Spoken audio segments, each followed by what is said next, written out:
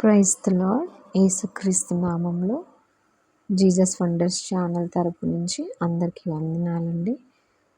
ఈరోజు దేవుడు నీకోసం నా కోసం ఇస్తున్న వాగ్దానము యెషయా గ్రంథం 22వ అధ్యాయం 23వ వచనం.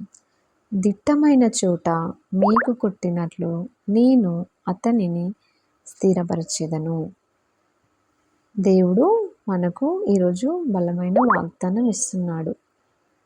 ఈ వాగ్దానం ద్వారా దేవుడు మనతో మాట్లాడుతూ మనలను బలమైన స్థలంలో స్థిరపరిచి జీవితంలో కదలకుండా నిలబెడతానని వాగ్దానం చేస్తున్నాడు.